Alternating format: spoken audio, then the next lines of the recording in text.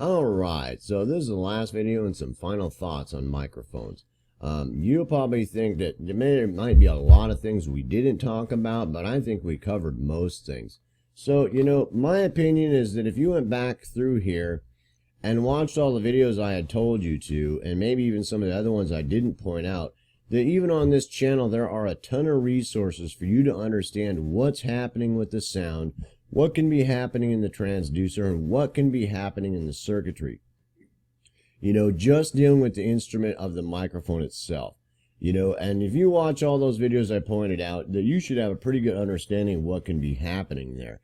The other thing is, we've talked about it at the beginning, some general issues. We went through some of those issues, things like sensitivity, frequency response, polar patterns, dynamic range, signal flow, noise and distortion, a proximity effect, impedance, phantom power. We talked a little bit about the actual transducers. We talked about dynamic mic transducers.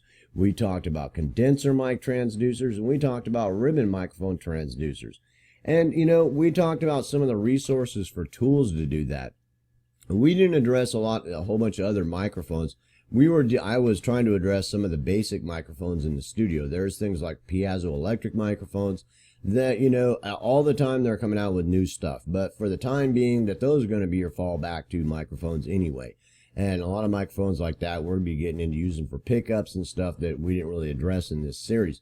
So my suggestion is you to fall back on those microphones, and unless something really new comes out and you can really understand what's going on, it's really going to be worth your time. Don't, purchase, but otherwise fall back on the basics. Those microphones are going to be your bread and butter. And the other thing I wanted to say is that, I had put out some tools, for you to understand, like this REW we had talked about, LT Spice, LT Live Spice.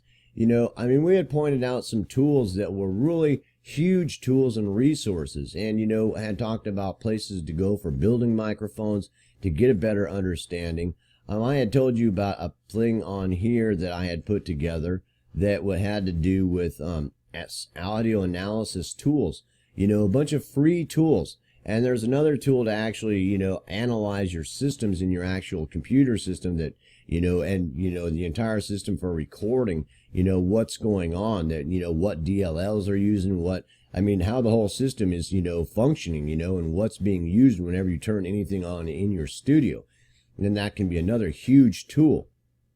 It's directly related to the microphone, but can help you what's going on when you're using it.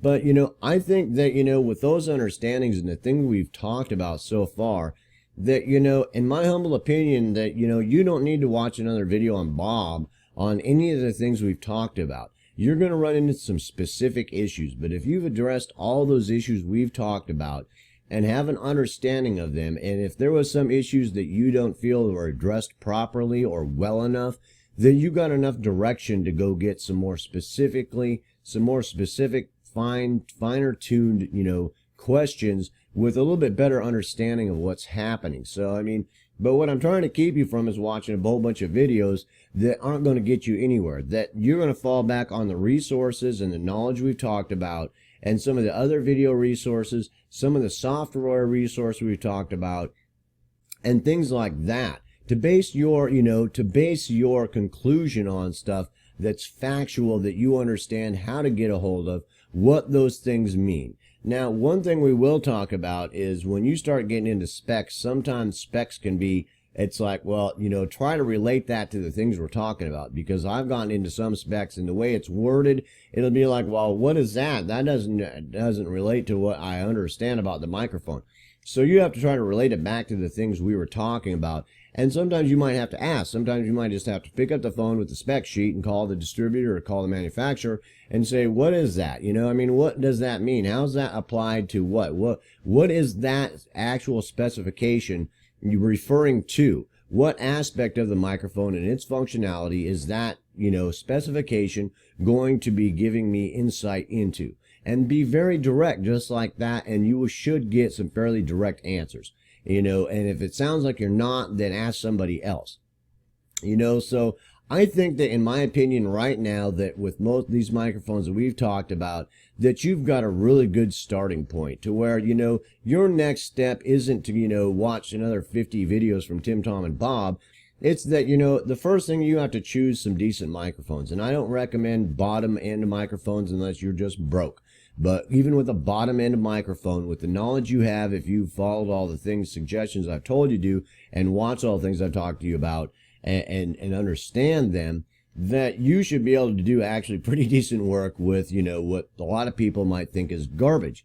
And if you, got the money to where you're going to invest in a middle of the line, microphone that's not too expensive, but it's not too cheap, and it get done what you want, that you're going to find with that knowledge, in my opinion, that you're going to be able to do a pretty good job with that in the studio.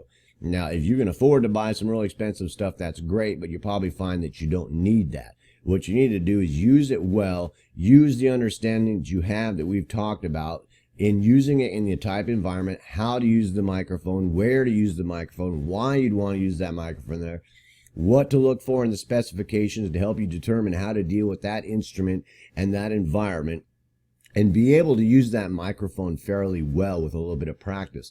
I'm not saying right now you're going to be able that I would stick you in $1 million studio and call in Whitney Houston and say, go boy, because you might not be ready there. But you have enough understanding that more than likely, if she had some time to sit around with you and have a cup of tea or a cup of coffee, that you could probably get some things done pretty well. That's going to come right back to your understanding of not just the microphone itself, but how you're using the DAW. And that was a lot of the reason why I'm telling you go back and watch those videos, because sometimes, that the microphone can be very important, but a lot of times it can be a lot more important what you do with that capture after you've got it in the DAW. You've got a good, clean capture, but you got no idea what to do with it. And you didn't know now you know whether you're getting a clean capture, and you know what the parameters and the specifications of what you're trying to do are going to entail. That way that when you get done with your capture, that the knowledge you have about mixing and editing and things like that to get it ready for mastering, that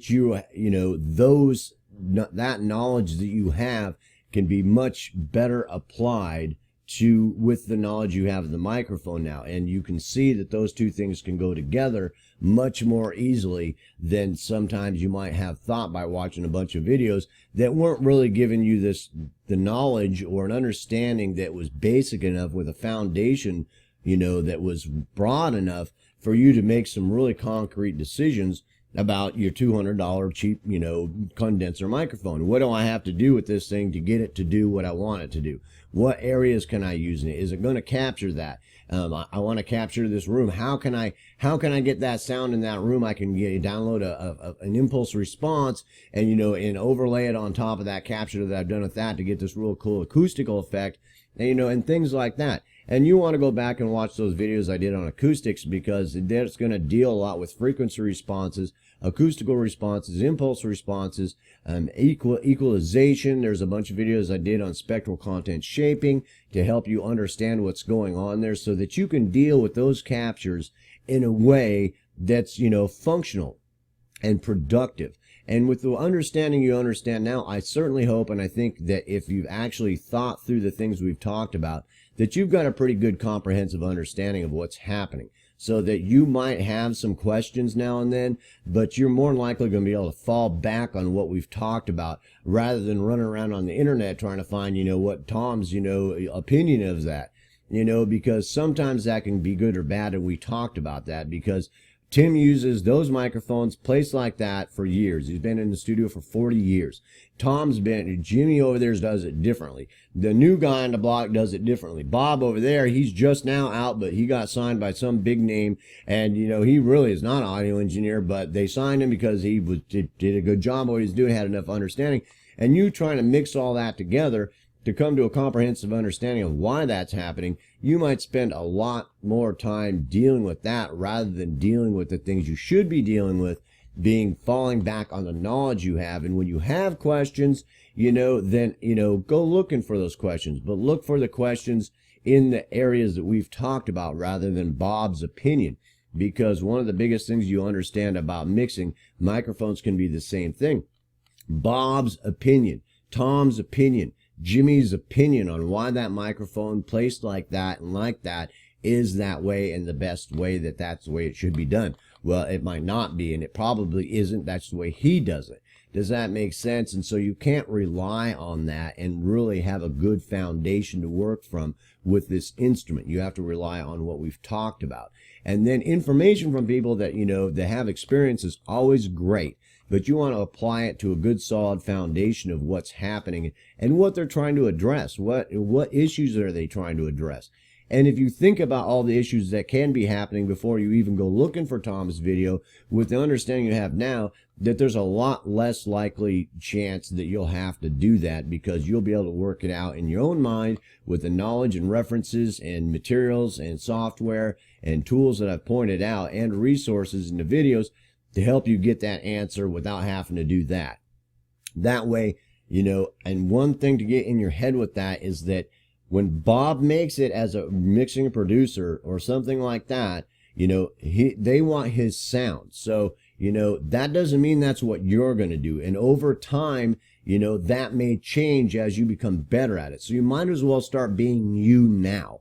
Does that make sense? So you're going to use that condenser microphone the way you're going to use it, because that's going to be you later. So it's trying to see that you're trying to become you later now, rather than you spend a whole bunch of time being Bob and then being Ralph and then being Jimmy and then being Timmy before you finally figure out how that, from experience, that's not how you want to do it, because now you've fallen back into the same things that hopefully they did to save yourself a whole lot of time of going through that. Because you're not going to get 40 years of experience until you have 40 years of experience. It's that simple. So, no matter what they tell you, that, they've ran into a whole lot of things while they're recording with those microphones that, they may not tell you. So you get a brief overview of what's happening, but you really weren't in the studio with them for 40 years.